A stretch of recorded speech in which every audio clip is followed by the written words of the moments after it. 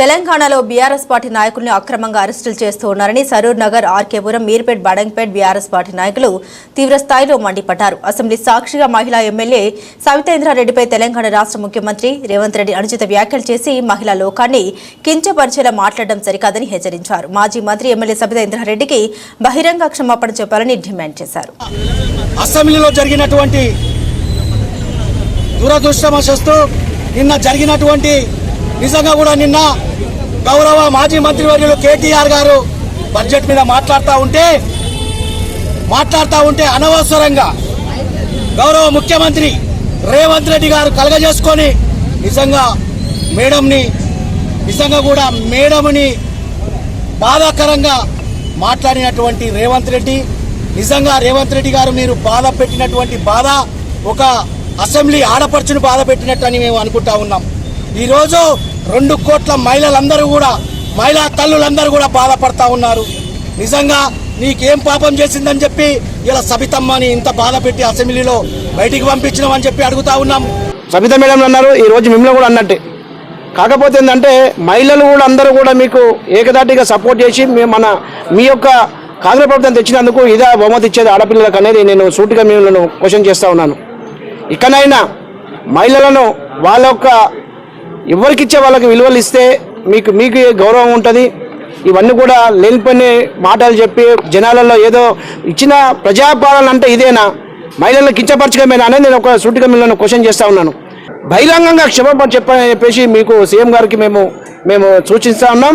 ఇక నుండి అయినా ఇప్పటిసైనా జరిగిపోయిన దానికి ఇవాళ అసెంబ్లీ నడుస్తూ ఉన్నది. అసెంబ్లీలో కూడా మీరందరూ కూడా మాట్లాడి అటువంటి జరిగినటువంటి ఆడపిల్లలకు అవమానాన్ని మీరు క్షమాపణ చెప్పండి, అది జనాలు కూడా హర్షిస్తారని చెప్పేసి మీ ద్వారా తెలియజేసుకుంటున్నాను. చెప్తంగా తెలంగాణలో మహిళలకు అందరికీ అవమానం జరిగిందని చెప్పి ఈరోజు మేము ధర్నా చేస్తామంటే మీరు ఏ విధంగా అయితే చెప్పారు, ఇలా మాట తప్పారు. ఇలా కేవలం అసెంబ్లీలో మీరు ప్రవేశపెట్టిన బడ్జెట్ మీద చర్చ జరగాలంటే ఆ గారడి మొత్తం అంకెల గారడి తప్పుంది.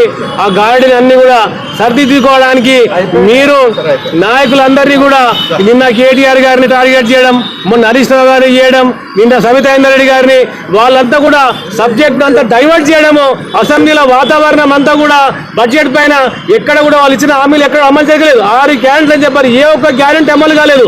అమలు అయితే నిలదీస్తుంటే మా నాయకులంతా కూడా అసెంబ్లీలో అందరూ నిలదీస్తుంటే వాళ్ళంతా కేవలం దాన్ని సబ్జెక్ట్ డైవర్ట్ చేయడానికి ఏదైనా తప్ప జరిగింది తప్ప. ముఖ్యంగా చెప్పాలంటే కాంగ్రెస్ పార్టీలో చాలా మంది నాయకులు బట్టి విక్రమార్క గారు కానీ ఒక ఉత్తమ్ కుమార్ రెడ్డి గారు మాట్లాడుతున్నారు. కాంగ్రెస్ పార్టీలో రాజశేఖర్ రెడ్డి గారితో ఎవరైతే అనుకూలంగా ఉన్న నాయకులందరికీ కూడా కాంగ్రెస్ పార్టీ వెలేసింది. అటు ముఖ్యంగా చెప్పాలంటే సబితారెడ్డి గారు బావ దగ్గర రాజశేఖర రెడ్డి గారికి ఈమె పార్టీ నుంచి వెలేశారు. అదేవిధంగా చెప్పాలంటే సునీతా లక్ష్మారెడ్డి గారు కాంగ్రెస్ పార్టీ రాజశేఖర రెడ్డి గారికి బావ దగ్గర. అట్లా చెప్పుకుంటా పోతే నిజామాబాద్లో బాజీ కోమల్ రెడ్డి గారు, కూన శ్రీశైలం గౌడ్ గారు, శేలింగంపల్లి భిక్షపతి యాదవ్ గారు, ముఖేష్ గౌడ్ గారు, పక్కనే ఉన్న సుధీర్ రెడ్డి గారిని అందరినీ కూడా రాజశేఖర రెడ్డి గారి కోర్టుని అంతా కూడా కాంగ్రెస్ పార్టీ నుంచి బలవంతంగా నెట్టివేసిరు తప్ప వాళ్ళంతా కూడా కేవలం రాజశేఖర రెడ్డి గారి మీద కక్ష సాధింపు చర్యలు పాటుపడుతున్నారు. కోపంలో ఉన్నారు వాళ్ళు. ఎందుకంటే ఈరోజు గెలిచిన ఎమ్మెల్యే శాసన సభ్యురాలికే అసెంబ్లీ సాక్షిగా ఆమెకే గౌరవం లేకుండా మాట్లాడింది. కాబట్టి మామూలు మహిళలకి ఏ విధమైన గౌరవం ఇస్తారు? తెలంగాణలో కాంగ్రెస్ ప్రభుత్వం వచ్చిన తర్వాత మహిళలకు విలువ లేకుండా గౌరవం లేకుండా పోయింది. ఎందుకంటే ఆ ఫ్రీ బస్సులలో జుట్లు పట్టుకొని కొట్లాడుతుంటుంటే తమాషా చూస్తున్నారు. కాబట్టి కాంగ్రెస్ ప్రభుత్వం మహిళల కంట నీరు చూస్తుంది. కాబట్టి వాళ్ళు ఎక్కువ రోజులు ఉండరు.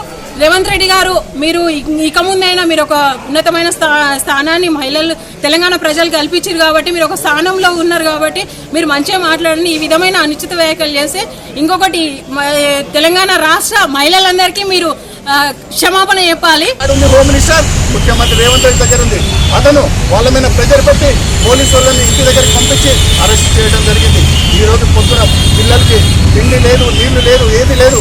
పోలీసు వాళ్ళు మంచి వాళ్ళు కాబట్టి వాళ్ళకి నీళ్లు ఏదో టిఫిన్ ఇస్తున్నారు. లేకపోతే పరిస్థితి ఏంటి? ఈరోజు ఇక్కడికి తీసుకొచ్చి ధర్నా చేయటం, ఇక్కడికి మేము రావటం, పోలీస్ స్టేషన్ పట్టుకురావటం ఎంత సమంజసం అడుగుతున్నాను. ఈరోజు సభాసాక్షిగా ఈరోజు ముఖ్యమంత్రి రేవంత్ రెడ్డి గారు మీరు అనుకుంటున్నారు ఇది ఏదో ముఖ్యమంత్రి కాగానే హీరో అనుకుంటున్నారు. మీరు గుర్తుంచుకోండి, రాబోయే రోజులలో మీకు ఎలా ఉంటుంది సబితారెడ్డి గారి సైన్యం ఈరోజు తిరగబడితే ఎలా ఉంటుందో చూపిస్తామని తెలియజేస్తూ ఇంకొకసారి ఇటువంటి సంఘటన జరిగితే ఊరుకునే ప్రసక్తే లేదు. జై తెలంగాణ. ఈ వీడియో మీకు నచ్చితే లైక్ చేయండి, షేర్ చేయండి, మా ఛానల్ని సబ్స్క్రైబ్ చేయండి.